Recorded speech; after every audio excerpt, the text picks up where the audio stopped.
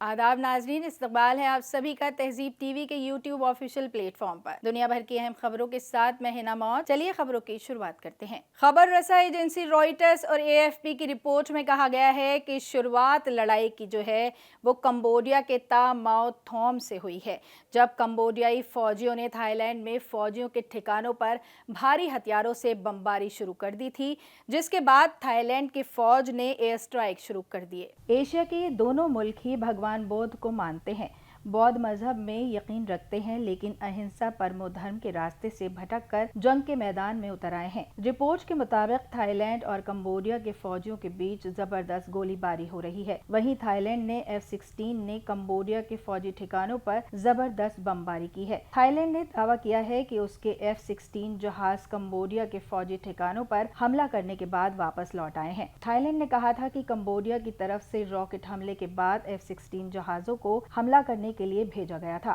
Thailand ने Cambodia में फौजी ठिकानों पर हमला करने के लिए 6 F-16 जेट इस्तेमाल करने की बात कही है। हालांकि हम किसी दावे की तस्दीक नहीं कर रहे हैं। थाईलैंड की फौज ने एक सोशल मीडिया पोस्ट में लिखा है कि कंबोडियाई बटालियनों पर बम गिराने के बाद सभी थाई F-16 बाहिफाजत और सही सलामत घर लौट आए हैं। दूसरी तरफ कंबोडिया के महकमा डिफेंस ने थाईलैंड पर जरूरत से ज्यादा ताकत के इस्तेमाल का इल्जाम लगाया है। कंबोडिया ने थाईलैंड को इलाकाई सलामती और इस्तेहकाम के लिए एक संगीन खतरा बताया है। गार्जियन की रिपोर्ट में कहा गया है कि थाईलैंड ने कंबोडिया के सकाफती इलाके ताम्यूल थोम और प्रिय विहार पर जबरदस्त हमले किए हैं। खबर रसा एजेंसी रॉयटर्स और AFP की रिपोर्ट के मुताबिक थाईलैंड की एयरफोर्स ने F-16 फाइटर जेट से कंबोडियाई फौज के ठिकानों पर एयर स्ट्राइक किए हैं, जिसमें कम से कम एक फौजी ठिकाना तबाह हुआ है। खबर रसा एजेंसी रॉयटर्स और AFP की रिपोर्ट में कहा गया है कि जंग की शुरुआत कंबोडिया के ता मो थोम से हुई है, जब कंबोडियाई फौजियों ने थाईलैंड में फौजियों के ठिकानों पर भारी हथियारों से बमबारी शुरू कर दी थी, जिसके बाद थाईलैंड की फौज ने एयर स्ट्राइक शुरू कर दिए। थाईलैंड के हमलों को देखते हुए सरहदी इलाकों से लोगों का निकलना शुरू हो गया। थाईलैंड के हमलों को देखते हुए सरहदी इलाकों से लोगों को निकालना शुरू कर दिया गया है। थाईलैंड ने सरहद के पास वाक़े 86 गांवों को खाली करवा लिया है और 40,000 लोगों को महफूज मकामात पर भेज दिया गया है। खबर रसा एजेंसियों के मुताबिक इस जंग में दोनों तरफ से फौजियों के जख्मी होने की खबरें हैं। थाईलैंड ने कंबोडिया की गोलीबारी में अपने 9 शहरियों के मारे जाने का दावा किया है। ब्राजील की वजारत खारजा ने बुधवार को एक बयान में कहा है कि वो इंटरनेशनल कोर्ट ऑफ जस्टिस में इजराइल के खिलाफ जनूबी अफ्रीका के नस्ल कुशी मामले में शामिल होने के लिए अपना दस्तावेजात को हतमी शक्ल दे रहा है। जनूबी अफ्रीका ने 2023 में ICJ के सामने एक मामला दायर करके इजराइल पर 1948 के नस्ल कुशी कन्वेंशन के तहत जिम्मेदारियों की खिलाफ वर्जी का इल्जाम लगाया था। इस मामले में दावा किया गया है कि हमास के खिलाफ जंग में इजराइल की फौजी कार्रवाइयां हमास को निशाना बनाने से आगे जानबूझकर स्कूलों, अस्पतालों, कंपनियों और पनाहगाहों पर हमला करके शहरियों को निशाना बना रही हैं। अपने बयान में ब्राजील हुकूमत ने इजराइल पर बैनुल अक़वामी कानून की खिलाफ वर्जी करने का इल्जाम लगाया, जैसे ताकत के बल पर कब्जा करना और शहरी आबादी के साथ हो रहे तशद्दुद पर गहरे गम और गुस्से का इजहार किया। इजराइल ने जानबूझकर फिलिस्तीनी शहरियों को निशाना बनाने से इनकार किया है और कहा है कि उसका वाहिद मकसद हमास को खत्म करना है। इजराइल के वकीलों ने जनूबी अफ्रीका के मामले को नस्ल कुशी कन्वेंशन की खिलाफ वर्जी बताते हुए खारिज कर दिया है। ब्राजीलिया में इजरायली सिफारत खाने ने कहा है कि ब्राजील के बयान में सख्त अल्फाज का इस्तेमाल किया गया है, जो गजा में इस वक्त रूनुमा होने वाले वाकयात की मुकम्मल तस्वीर पेश नहीं करता है। साथ ही ब्राजील ने गजा की हकीकत में हमास के किरदार को पूरी तरह नजरअंदाज कर दिया है। इजराइल और यूक्रेन ने बुधवार को कहा कि वो ईरान की तरफ से लाहक खतरे का मुकाबला करने के लिए बातचीत शुरू करने पर रजामंद हुए हैं, जो दोनों मुल्कों के बीच गहरे होते रिश्तों की अलामत है। इजराइल लंबे वक्त से ईरान पर जौहरी हथियार तैयार करने की कोशिश करने का इल्जाम लगाता रहा है। तेहरान इस इल्जाम से इनकार करता रहा है, जबकि रूस से यूक्रेन पर बाकायदगी से ईरानी डिजाइन किए गए ड्रोन हमले होते रहते हैं। यूक्रेनी वजीर खारजा ने कवी में इजरायली वजीर खारजा के साथ एक मुश्तरका प्रेस कॉन्फ्रेंस के दौरान ईरान को आलमी सलामती के लिए खतरा बताया है। गोदान सार 2023 के बाद में यूक्रेन का दौरा करने वाले सबसे सीनियर इजरायली एहलकार हैं। सिबिहा صالحہ نے کہا، ہمارے ملک کو اسی طرح کی سخت سیکیورٹی چیلنجز کا سامنا ہے۔ آج ہم نے ایرانی خطرے پر ایک الگ بات چیت شروع کرنے کا فیصلہ کیا ہے۔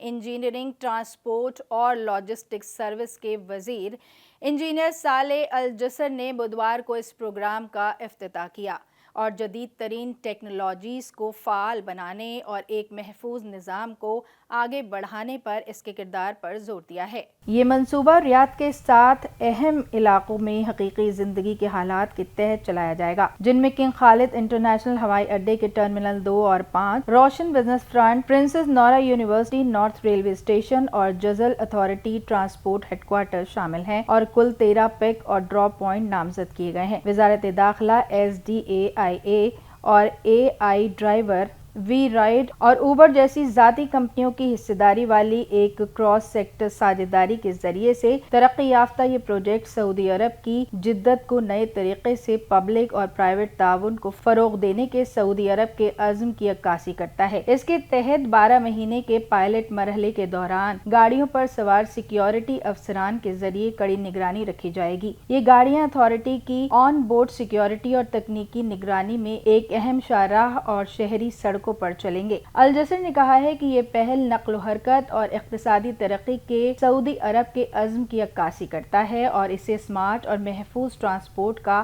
ایک ماڈل بتایا ہے۔ ایک امریکی جج نے مرحوم مجرم پیڈوفائل مالیاتی شخصیت جیفری ایپسٹین کی تحقیقات سے متعلق گرینڈ جوری کی درخواست مسترد کر دی ہے۔ جج رابن روجر برگ نے بتایا کہ ان کے فلوریڈا کیس سے متعلق فائلوں کو جاری کرنا ریاستی قانون کی خلاف ورزی ہوگی۔ یہ فیصلہ اس وقت آیا جب وال اسٹریٹ جرنل نے ایک کہانی شائع کی جس میں دعویٰ کیا گیا ہے کہ صدر ڈونلڈ ٹرمپ ان سینکڑوں افراد میں شامل ہیں جن کے نام انصاف محکمے کے پاس موجود ایپسٹین تحقیقاتی دستاویزات میں درج ہیں۔ وائٹ ہاؤس کے ترجمان نے اس رپورٹ کو ڈیموکریٹک اور لبرل میڈیا کی گھڑی ہوئی جعلی خبروں کا تسلسل قرار دیا ہے۔ ایک اخبار نے بتایا کہ ٹرمپ کا نام دیگر کئی نامور شخصیات کے ساتھ درج ہے، تاہم ان دستاویزات میں نام کا موجود ہونا کسی بھی غلط کام کا ثبوت نہیں ہے۔ BBC بھی اس رپورٹ کی کھلے طور پر تصدیق نہیں کر سکا۔ وال اسٹریٹ جرنل نے بتایا کہ انصاف محکمے نے ٹرمپ کو اطلاع دی تھی کہ ان دستاویزات میں ایپسٹین کے ساتھ میل جول رکھنے والے کئی افراد کے بارے میں افواہیں شامل ہیں۔ اخبار کے مطابق اٹارنی جنرل پام باؤنڈری نے صدر کو یہ بھی بتایا کہ ان ریکارڈز میں چائلڈ پورنوگرافی اور متاثرین سے متعلق معلومات شامل ہے جنہیں اوپیک نہیں کیا جانا چاہیے۔ ٹرمپ نے باؤنڈری کو تمام گرینڈ جوری کے موضوعات کو جاری کرنے کا حکم دیا تھا، جس کے بعد انصاف محکمے نے فلوریڈا اور نیو یارک کی عدالتوں سے دونوں ریاستوں سے متعلق مقدمات کی فائلیں جاری کرنے کی درخواست کی۔ بدھ کو اپنے 12 صفحات کے حکم میں جج روجر برگ نے فیصلہ دیا کہ فلوریڈا کی نگرانی کرنے والی فیڈرل کورٹ کی جانب سے گرینڈ جوری کی رازداری کے لیے مقرر کی گئی ہدایات کی وجہ سے ٹرانسکرپٹ جاری نہیں کیے جا سکتے۔ انہوں نے کہا، عدالت کے ہاتھ بندھے ہوئے ہیں۔ یوکرین کی حکومت تیزی سے بڑھتے احتجاج کا سامنا کر رہی ہے۔ صدر ولادیمیر زیلنسکی نے 2 بدعنوانی مخالف اداروں کی خود مختاری کو محدود کرنے والا قانون منظور کیا ہے، اسی کے چلتے احتجاج ہو رہا ہے۔ اس متنازع بل کے تحت نیشنل اینٹی کرپشن بیورو اور specialized anti corruption prosecutor office کا کنٹرول اٹارنی جنرل کو سونپ دیا گیا ہے، جسے صدر کے ذریعے اپوائنٹ کیا جاتا ہے۔ بدھ کی رات کو بھی ہزاروں لوگ کوی میں سڑکوں پر اتر آئے۔ کئی لوگوں نے حکومت پر تنقید کرتے ہوئے بینر لہرائے۔ جیسے جیسے مظاہرین جمع ہوئے، زیلنسکی نے عوام کے غصے کو تسلیم کیا اور کہا کہ وہ تنقید کے جواب میں پارلیمنٹ میں ایک نیا بل پیش کریں گے، حالانکہ انہوں نے اس کے بارے میں اور کوئی جانکاری نہیں دی۔ کوی کے مغربی اتحادیوں نے اس قانون پر ناراضگی جتائی۔ یورپی کمیشن کی سربراہ ارسولا وان کے ترجمان نے کہا کہ انہوں نے یوکرین حکومت سے وضاحت مانگی ہے۔ زیلنسکی نے دلیل دی کہ NABU اور SAP کے ذریعے فوجداری معاملوں کو سالوں تک لٹکائے رکھنے کی وجہ سے یہ قدم اٹھانا ضروری تھا، اور انہوں نے زور دے کر کہا کہ ان اداروں کو روسی اثر و رسوخ سے آزاد کرنا ہوگا۔ انہوں نے منگلوار دیر رات اس بل پر سائن کیے جسے 324 پارلیمانی ارکان میں سے 263 کی حمایت حاصل ہوئی تھی۔ ناظرین، آج کے لیے بس اتنا ہی۔ دیش دنیا کی اہم ترین خبروں کو مزید جاننے کے لیے ہمارے YouTube چینل تہذیب TV آفیشیل کو لائک، شیئر اور سبسکرائب کریں۔ فی الحال مجھے دیجیے اجازت۔ آداب۔